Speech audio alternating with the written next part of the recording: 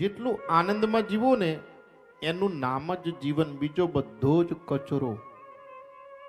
જેટલું તમે મોજમાં જીવ્યા, આનંદમાં જીવ્યા, એનું નામ જ જીવન સમજજો, બીજું કાંઈ જીવન નથી. ઉપર કઈ જીવન છે નહીં. જીવેલો ઉપર જઈ નથી શકતો અને મરેલો ઉપરથી કહી નથી શકતો. તો આ સ્વર્ગ અને નર્ક બનાવ્યું કોને? હું તો એને ગોતું છું. કોઈ ઉપર સ્વર્ગ નર્ક છે જ નહીં, અહીંયા જ છે.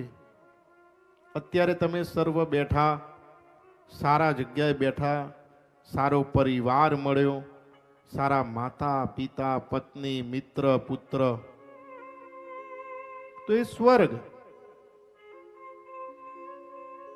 અહીંયા જ સ્વર્ગ છે. Nothing is either good or bad but thinking max it so. તમારી પર્સપેક્ટિવ, દ્રષ્ટિકોણ તમે ચેન્જ કરો.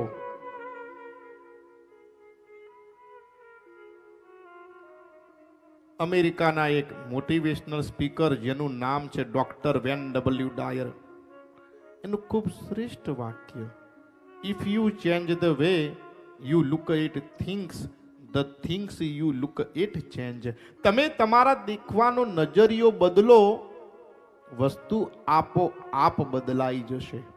તમે સારું વિચારો.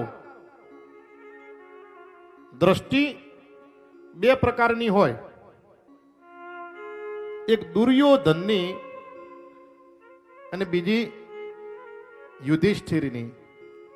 આખા દ્વારકામાં દુર્યોધનને એક પણ માણસની અંદર વિશેષતા ના લાગી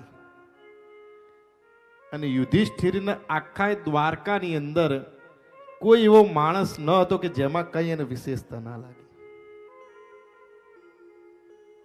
તમે સારું વિચારો. આખું બ્રહ્માંડ જે છે ને આપણા મનની અંદર જ છે, દુનિયા આપણી અંદર જ છે, આપણે બહાર ગોતીએ છીએ, બહાર કાંઈ નથી. તમે સારું વિચારો તો તમને સારું જ મળશે. પણ તમે જ કચરો નેગેટિવ વિચારો તો પછી as you sow so shall you reap. જેવું વાવો એવું તમે લણો. જીવનમાં સારું વિચારો.